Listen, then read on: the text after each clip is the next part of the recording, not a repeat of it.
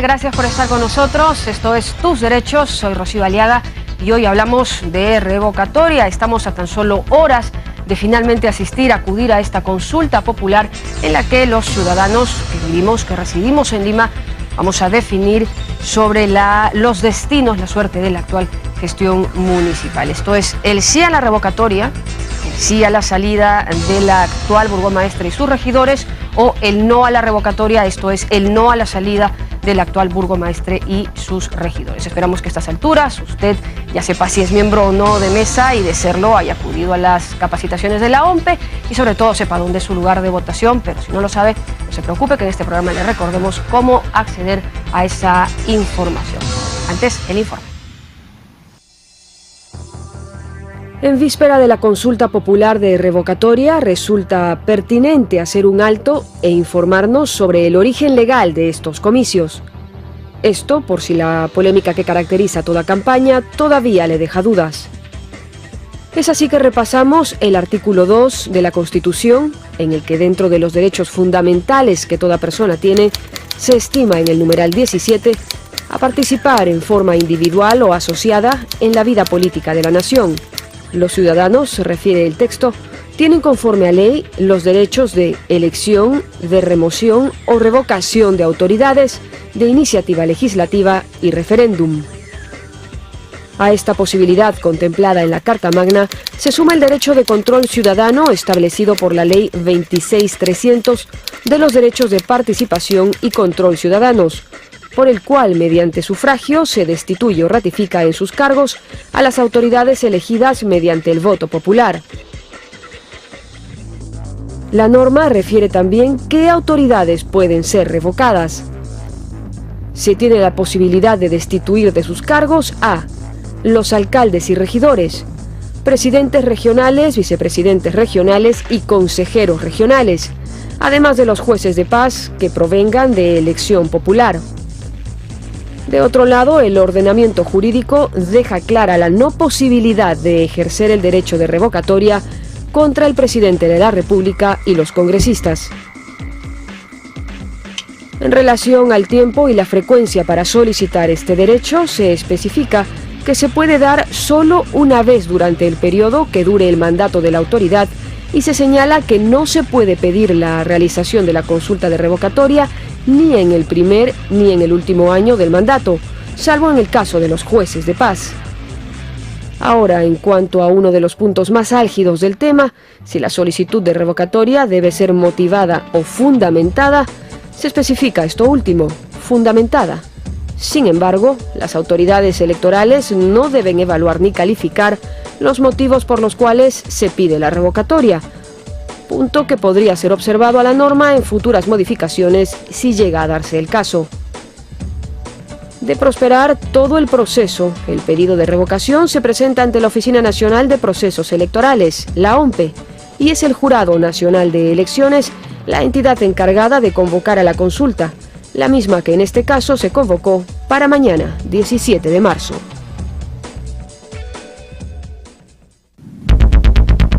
Bueno, y como vemos, se ha cuestionado mucho el solo hecho de solicitar la revocatoria a una autoridad, pero recordemos que la revocatoria es un derecho fundamental a la participación política contemplado en la Constitución, y si no, que nos lo explique, nos lo confirme el doctor Francisco Morales Arabia, que como siempre nos acompaña en Tus Derechos. Francisco, buenos días.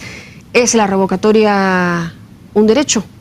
Absolutamente, Rocío, es un derecho consagrado en la Constitución y también tiene una ley de desarrollo.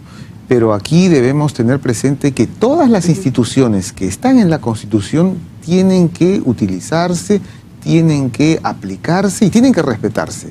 Si bien es cierto, las posiciones del sí o el no son posiciones políticas encontradas y enfrentadas, eso no significa que no se haga lo que dice la Constitución. Debemos siempre establecer y guiarnos por los mandatos de nuestra Constitución. Bueno, y además, así está contemplada en la Constitución, no quiere decir esto que no sea un derecho perfectible, ¿no? Porque los derechos van hasta donde empiezan los de los demás. Dime. Tú has tocado un punto muy importante. el hecho de que la revocatoria pudiera tener algunos aspectos legales, operativos, que podrían ser cuestionados, está bien, hay que modificarlos para el futuro, pero el derecho existe, y si se aplica, ahí que sean los competidores y que gane pues quien hizo una mejor campaña, ¿no? Bueno, sobre esos puntos a futuro vamos a hablar en este programa, que como esperamos siempre sea de aporte a la discusión. Nos vamos a la pausa, pero regresamos con nuestros invitados. Volvemos.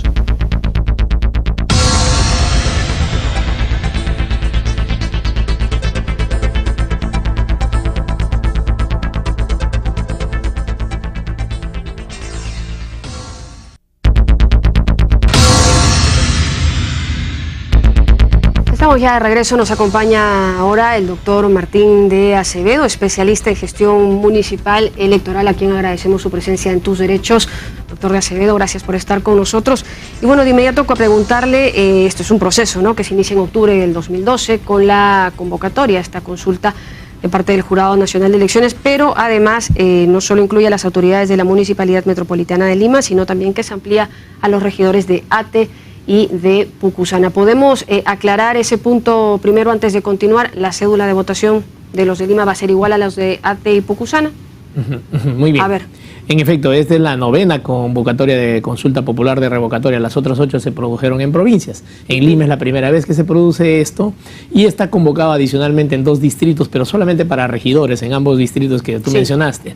En el caso de Lima Metropolitana están incluidas las 40 autoridades municipales metropolitanas, es decir, la alcaldesa y sus 39 regidores. De modo que la cédula va a validar, la cédula de votación para Lima Metropolitana es una cédula tamaño A3 donde están las 40 autoridades. Correcto. Y el elector va a tener que manifestar su decisión por el sí o por el no, mientras que en las otras es una cédula pequeña, que creo que en un distrito van por dos regidores y en el otro por 3. Y en otro solo por 1, pero aún así esta herramienta de la democracia puede haberse convertido en un arma de doble filo, en tanto, según la lista de autoridades incluidas en la convocatoria de la consulta popular, estoy hablando, esto está en la página web, en el portal web del Jurado Nacional de Elecciones. Esta lista cuenta con 270 solicitudes para revocar autoridades distritales y provinciales. 270, ¿esto es normal? ¿Así normalmente se solicitan las revocatorias y ya? Sí, lo que ha ocurrido es que esto es un derecho de participación, pero más que de participación, de control ciudadanos que está en la Constitución, como ya se comentó, y en efecto, uno puede solicitar ello y no necesita expresión de causa, es decir, pone el fundamento y de pronto si juntas los requisitos que son básicamente las firmas. En realidad son más los requisitos, no que el fundamento puede ser. Básicamente las firmas, ¿no? Lo cual te permite ir a una consulta popular si consigues las firmas, que en este caso de Lima Metropolitana han sido de 400.000, que se consiguió justamente el 31 de octubre del año pasado, por lo cual ha sido convocado esta consulta popular para mañana 17 de marzo. Pero de hecho en Lima, como nos recordaba, es la primera vez. En realidad en otros distritos de regiones se da ya de una manera media consecutiva y nada más asumir la gestión puede estar siendo revocado. Claro que sí, lo que pasa es que la ley data del año 1993, la Ley de Participación y Control Ciudadanos. Se ha llevado a cabo 9 consultas populares en provincias, en diferentes provincias y regiones del país, y esta es la primera vez que se aplica en Lima, con la particularidad que estamos pues ante el monstruo de claro, 6 millones de electores que van a ir en esta oportunidad, no precisamente a elegir, sino a decidir si se quedan o no se quedan las autoridades municipales metropolitanas que en esta oportunidad están gobernando a Lima. Y en ese sentido, el elector tiene los mismos derechos de participar en un proceso electoral, es decir, ejercer su voto libre, directo y secreto. Bueno, desde ese enfoque, el Jurado Nacional de Elecciones tiene este portal del voto informado, que ya lo vamos a ver en pantalla, mediante el cual pues le dan una serie de herramientas a los electores, a los ciudadanos de Lima, para que puedan llegar a un voto responsable. Pero me comentaba que el tema de los tiempos en este monstruo de elección, como lo ha llamado, va a ser un punto importante. Complicado, ¿no? ¿Por qué? Porque el voto informado es un buen proyecto que maneja el Jurado Nacional de Elecciones, pero que no alcanza, habida cuenta lo que ha venido ocurriendo en estas últimas semanas, ¿por qué? Para difundir bien la forma como el elector debe votar en esta ocasión, sobre todo porque va a tener un cedulón de 40 posibilidades de votación optativamente, pero que en cada uno de los casos puede marcar por el sí, por el no, en blanco o inclusive anular su voto en cada una de las 40 decisiones que él tenga que tomar. Entonces, en condiciones normales, una persona se demora entre 1 minuto o 1 minuto y medio, pero en esta oportunidad se calcula que se podría demorar 3 minutos, con lo cual se necesitaría a 200 electores por mesa de votación, 600 minutos, es decir, 10 horas de votación. En condiciones normales en el Perú también en una elección, estas han empezado entre las 8 de la mañana hasta las 4 de la tarde. Normalmente siempre. Pero tenemos ahí 8 horas, Rocío, y el problema es de que mucha gente se puede quedar sin votar, lo cual acercaría el tema a la valla de tener más de 1/3 que no han votado o que han votado en blanco, y con lo cual quedaría nulo la consulta popular de revocatoria, porque está así establecida en la ley, en la medida en que el elector no ha hecho saber su decisión por el sí o por el no, o en blanco o nula. Cuando ese escenario era uno de los menos probables, porque en realidad la asistencia a la votación, por lo menos en este país, es favorable, ¿no? Pero ¿cómo superar ese impasse? ¿No se ha previsto nada para ampliar la hora de votación? Sí, siempre va a ser hasta las 4. Nos parece que ahí tiene que haber un poco de flexibilidad por parte del sistema, de las autoridades del sistema electoral, y prever cómo se va manejando la votación y cómo se monitorea eso de la 1 de la tarde, por ejemplo, para saber si en efecto hasta las 4 de la tarde uno se va a llegar a por lo menos al 90% de los electores que hayan votado, porque si esto baja del 50%, como repetimos, declara nula la votación y no hay consulta popular válida, consecuentemente no hay autoridades revocadas, todo sigue igual, todo continúa igual, y todo el gasto que se ha hecho de mover millones de soles para que esta consulta popular finalmente, y este derecho constitucional que no está en discusión, se lleve a cabo y se ejerza por parte del ciudadano, que en este caso vecino de Lima, quedaría absolutamente nulo, ¿no? Porque las otras posibilidades que se han estado presentando es que, en efecto, el elector pueda revocar al 33.33% de las autoridades metropolitanas, que son exactamente 14, en cuyo caso iríamos a una elección complementaria en el lapso de 4 a 5 meses. Si se revoca menos de ellas, es decir, 13 o menos, entre la alcaldesa o no y regidores metropolitanos, suben los accesitarios, se completa el Consejo Metropolitano y continúa la gestión. Pero si son más de 14, como te repito, Rocío, y eso es importante, solamente ahí vamos a ir a una elección complementaria, municipal complementaria, más o menos para agosto o septiembre de este mismo año, para completar esas autoridades metropolitanas a que ejerzan el gobierno hasta el 31 de diciembre del 2014.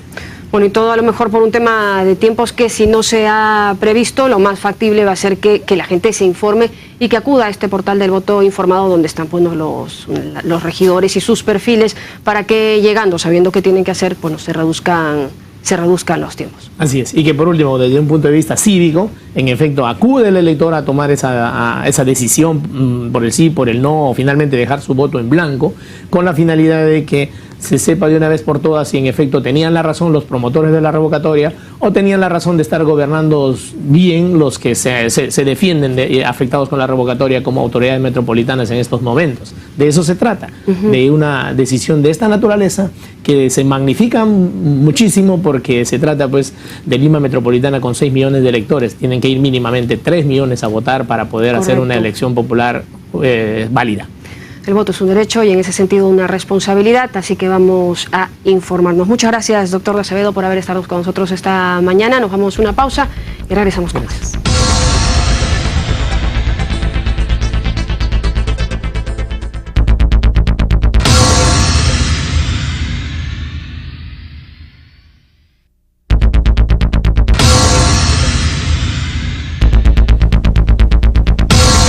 Bien, amigos, ya nos encontramos con el doctor Luis Maril del Águila, profesor de Derecho Constitucional. Bienvenido al programa, doctor. Muchas gracias por la invitación, buenos días. Bueno, y a puertas de este proceso de revocatoria, ¿no?, ¿qué balance podríamos hacer de este importante proceso, ¿no?, y tan novedoso y tan polémico? Sí, novedoso, polémico y sobre todo emblemático por la autoridad que está siendo sometida a consulta. Hay que tener en cuenta de que es la primera vez que se somete a revocatoria a una alcaldesa metropolitana. Más aún, es la primera autoridad municipal, cabeza de departamento, capital de departamento, que está siendo objeto de una consulta de revocatoria. Un balance que podría ser es de que ha sido una campaña bastante intensa, Pero fundamentalmente lo que me preocupa es qué viene después de este proceso de revocatoria, independientemente de cuál sea el resultado. El resultado. Lo digo porque para todos, hemos podido advertir de que en el desarrollo de este proceso se ha cuestionado intensamente, yo diría hasta se ha satanizado la institución de la revocatoria.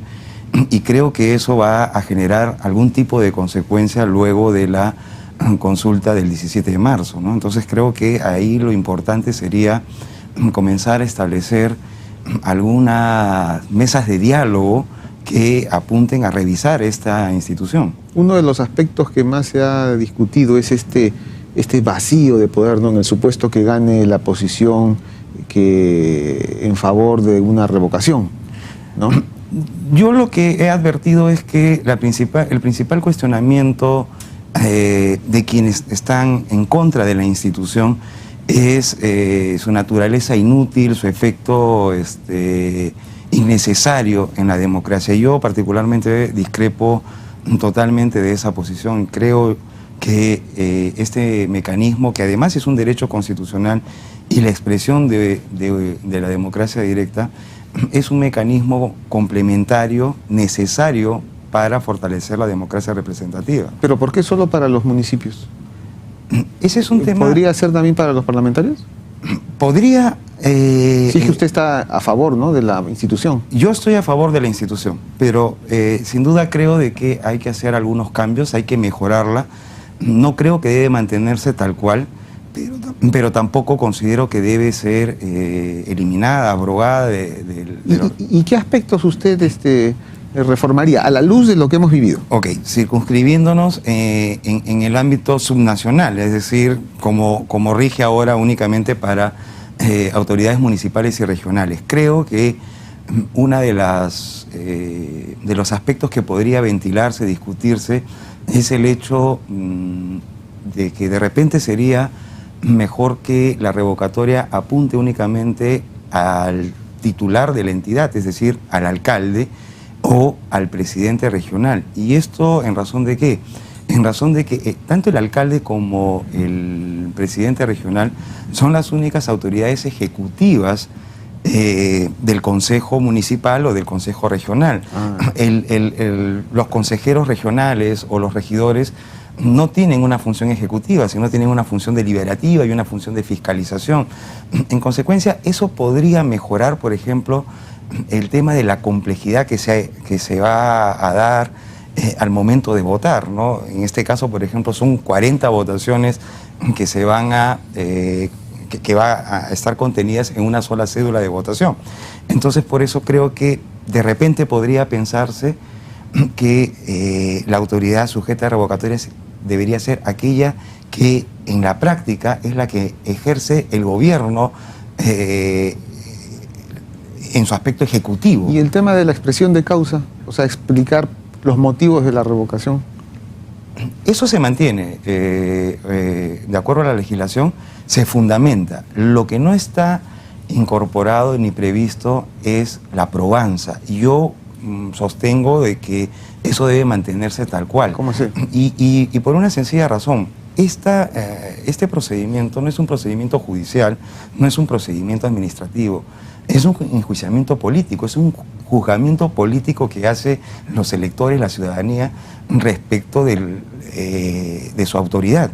En consecuencia, tiene que ver esto con la legitimidad, es decir, con la confianza que tiene el ciudadano con su autoridad. Pero desde la perspectiva del gestor, es indudable que los periodos quedan cortos. O sea, cuando existen autoridades municipales o regionales, la tendencia en el Perú es que como no hay partidos políticos sólidos que logren presentar en todas las regiones, provincias y distritos, existen muchos que recién llegan al gobierno. Entonces, tenemos esta paradoja, ¿no? En periodos de 4 o 5 años, en el primer año aprenden.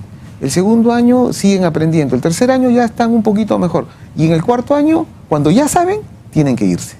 Y entonces vivimos en permanentemente estamos comenzando y formando, entre comillas, autoridades gubernativas en todos los niveles, ¿no? Y que siempre están permanente aprendizaje, pero no hay esa gran experiencia de gestores que con partidos políticos nacionales tal vez podría mejorarse. Entonces, el tema de la oportunidad, ¿no? Sí, ciertamente el tema de la oportunidad, pero también creo que esto permite que el elector comience a identificar quiénes deben ser sus autoridades. Considero de que las autoridades no... ciertamente es natural y lógico que una autoridad adquiera experiencia en el ejercicio mismo del cargo, pero creo que no es saludable para la democracia, no es saludable tampoco para los ciudadanos que quienes ocupen cargos de gobierno sean personas totalmente neófitas en cuanto al conocimiento del manejo de la cosa pública. En consecuencia, me parece irresponsable elegir a personas que van a arrancar prácticamente de cero en su experiencia en la administración pública, siendo la cabeza principal de un gobierno local.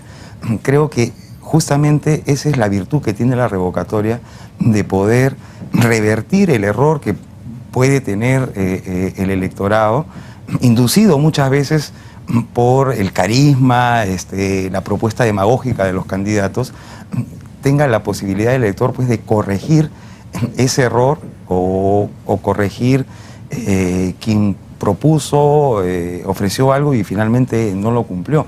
Pero en el tema de la oportunidad, si me permite, doctor Morales, creo que, por ejemplo, sería necesario dentro de este paquete o dentro de este proceso de revisión de la institución, no de eliminación, considerar que el momento para llevar adelante un proceso de revocatoria debería ser finalizando el segundo año de gobierno.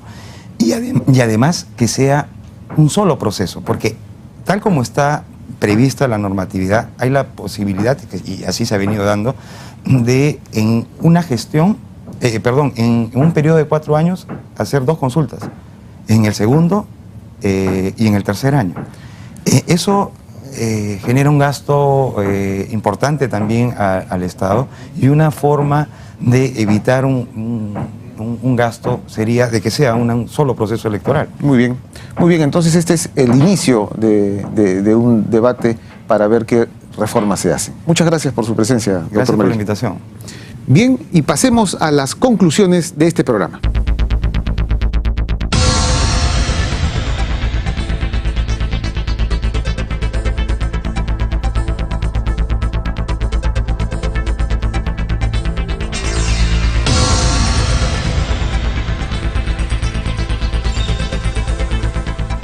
Bueno, recordemos que el voto es obligatorio solo para los mayores de 70 años, es facultativo y además los electores que no asistan al sufragio deberán pagar una multa de 74 nuevos soles, aunque el monto para los miembros de mesa que no acudan a votar será de 185 nuevos soles, pero no queda ahí, Francisco, porque además los ciudadanos que no asistan a la instalación de la mesa de sufragio y además no sufraguen deberán pagar 259 nuevos soles, así que vamos a ejercer nuestro derecho de manera responsable, vamos a hacer un voto informado.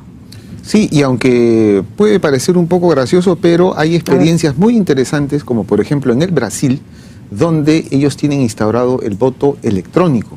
Es decir, bueno, el ciudadano tiene que concurrir, pero a través de una pequeña maquinita vota, y después de 2 horas tienen el resultado nacional. Imagínate, Rocío, en Brasil con casi 200 millones de habitantes, en los procesos electorales, después de 2 horas de finalizados, tienen el resultado.